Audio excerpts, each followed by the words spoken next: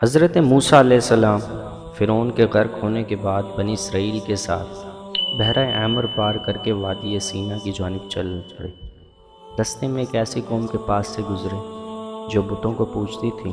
بنی اسرائیل نے جب یہ دیکھا تو کہنے لگے، اے موسیٰ، جیسے ان لوگوں کے معبود ہیں ہمارے لیے بھی ایک ایسا ہی معبود بنا دو۔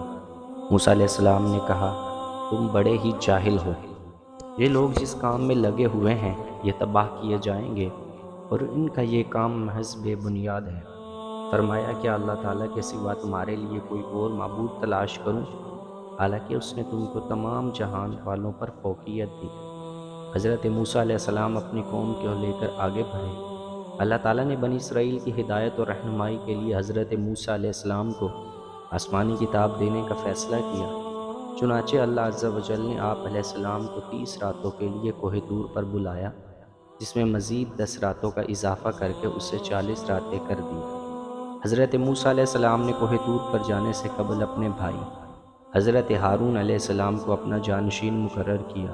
حضرت ہارون علیہ السلام بھائی بھی تھے اور نبی بھی۔ حضرت موسیٰ علیہ السلام وقت مقرر پر کوہ طور پر پہنچے اور پروردگار سے ہم کلام ہوئے تو کہنے لگے، اے پروردگار، مجھے اپنا جلوہ دکھا دیجئے، میں آپ کو ایک نظر دیکھنا چاہتا ہوں۔ ارشاد ہوا، تم مجھ کو ہرگز نہ دیکھ سکتے ہو، لیکن تم اس پہاڑ کی طرف دیکھتے رہو، وہ اگر اپنی جگہ پر برقرار رہا تو تم بھی مجھے دیکھ سکو گے۔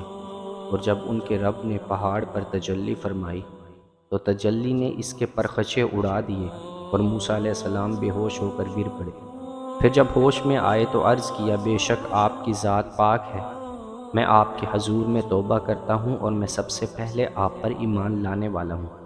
ارشاد ہوا کہ اے موسیٰ، میں نے تم کو اپنے پیغام اور اپنے کلام سے لوگوں میں ممتاز کیا، تو جو میں نے تم کو عطا کیا ہے اسے پکڑے رکھو اور میرا شکر بجا لاؤ۔ اور ہم نے تورات کی تختیوں میں ان کے لیے ہر قسم کی نصیحت اور ہر چیز کی تفصیل لکھ دی ہے۔ یہ حضرت موسیٰ علیہ السلام کا اللہ عز و جل سے ہم کلامی کا دوسرا واقعہ تھا۔ حضرت موسیٰ علیہ السلام جب 40 راتوں کے لیے کوہ طور پر گئے تو پیچھے سامری نامی ایک بلی نے حضرت موسیٰ علیہ السلام کا پڑوسی تھا اور بظاہر آپ علیہ السلام پر ایمان لا کر ساتھ ہو گیا تھا۔ بنی اسرائیل سے سونے کے زیورات اکٹھے کر کے ایک بچھڑا تیار کیا، جس میں اس نے حضرت جبرائیل علیہ السلام کے گھوڑے کے سموں کے نیچے کی مٹی بھی شامل کر دی۔ یہ مٹی اس نے چپکے سے اس وقت لے لی تھی جب حضرت جبرائیل علیہ السلام ان لوگوں کو دریا پار کروا رہے تھے۔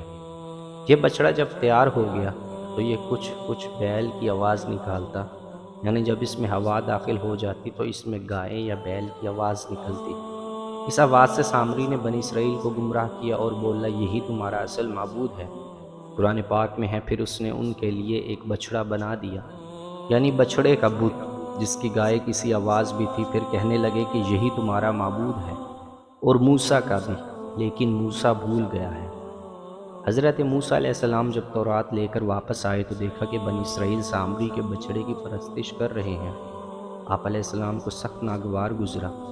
غضبناک ہو کر اپنے بھائی حضرت ہارون علیہ السلام کے سر کے بال اور داڑھی پکڑ کر انہیں سخت سست کہا۔ حضرت ہارون علیہ السلام نے عرض کیا، اے میرے بھائی، میری داڑھی اور سر کے بال مت کھینچو، دراصل قوم نے مجھے کمزور خیال کیا اور میرے قتل کے درپے ہو گئی۔ پھر حضرت موسیٰ علیہ السلام سامری کی طرف متوجہ ہوئے اور فرمایا، تو نے یہ حرکت کیوں کی؟ اس نے کہا، میں نے فرشتے کے نقش پا سے مٹی ایک مٹھی میں بھر لی تھی، پھر اس کو بچڑے کے قلب میں داخل کیا اور مجھے یہ کام بھلا لگا۔ حضرت موسیٰ علیہ السلام نے کہا، اچھا جا، دنیا کی زندگی میں تیری سزا یہی ہے کہ تو کہتا پھرے گا کہ مجھے نہ چھونا، اور تیرے لیے ایک اور وعدہ ہے، یعنی عذاب کا جو تجھ سے ٹل نہ سکے گا۔ اور پھر ایسا ہی ہوا۔ سامری عمر بھر یہی کہتا رہا کہ مجھے نہ چھونا، کیونکہ اسے چھوتے ہی چھونے والا اور سامری دونوں شدید بخار میں مبتلا ہو جاتے۔ پھر وہ انسانوں کی بستی سے نکل کر جنگل میں چلا گیا، جہاں جانوروں کے ساتھ زندگی گزاری اور عبرت کا نمونہ بن گیا۔ حضرت موسیٰ علیہ السلام نے اس کے بچڑے کو جلا کر دریا میں پھینک دیا۔ حضرت موسیٰ علیہ السلام نے جب تورات سے درس و تدریس شروع کی تو بنی اسرائیل ایک مرتبہ پھر حلے یہ بہانے کرنے لگے اور بولے، اے موسیٰ، ہم یہ کیسے یقین کر لیں کہ یہ اللہ کا کلام ہے؟ ہو سکتا ہے کہ تم نے خود ہی بنا لیا ہو۔ اس صورتحال پر حضرت موسیٰ علیہ السلام نے ایک بار پھر اللہ سے رجوع کیا۔ اللہ نے فرمایا، اے موسیٰ، اس قوم کے منتخب افراد کو لے کر کوہ طور پر آ جاؤ تاکہ ہم ان سے اپنا کلام سنائیں اور انہیں یقین آ جائے۔ حضرت موسیٰ علیہ السلام نے ان میں سے 70 سرکردہ افراد چنے اور انہیں کوہ طور پر لے گئے، اور جب اپنے کانوں سے اللہ کا کلام سن لیا تو بولے، جب تک ہم اللہ کو خود سے نہ دیکھ لیں کیسے یقین کر لیں۔ ان کی اس ہٹ درمی اور سرکشی پر کوہ طور لرز اٹھا اور اوپر سے شدید بجلی کڑکی، جس کی دہشت سے یہ سب بظاہر مردہ ہو کر گر پڑے۔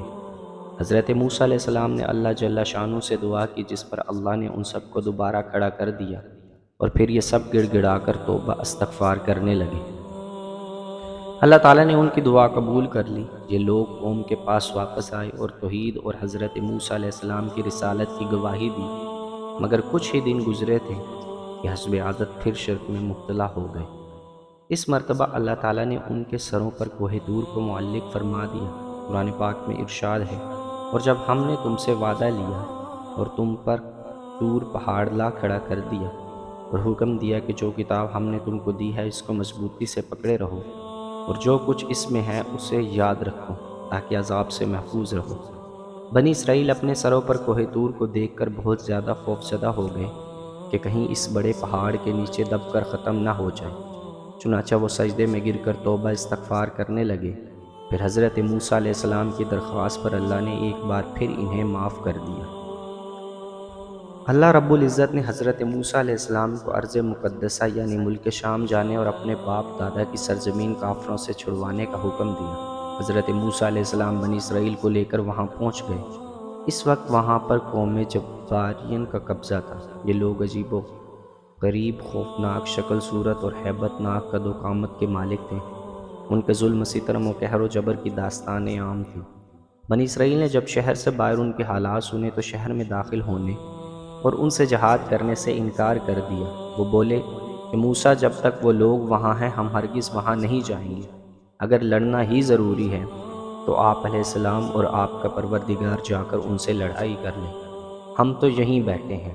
حضرت موسیٰ علیہ السلام اپنی قوم کی تمام تر نافرمانیوں اور بےہودگیوں کو اب تک بڑے صبر و تحمل سے برداشت کرتے چلے آئے تھے، اور ان کے لیے دعا گو رہتے اور اللہ سے انہیں معافی دلوا دیتے، لیکن ان کے اس جواب پر بے حد غمگین اور رنجیدہ ہو گئے اور ان کے لیے بد دعا فرمائی، انہیں فاسقین کے نام سے پکارا۔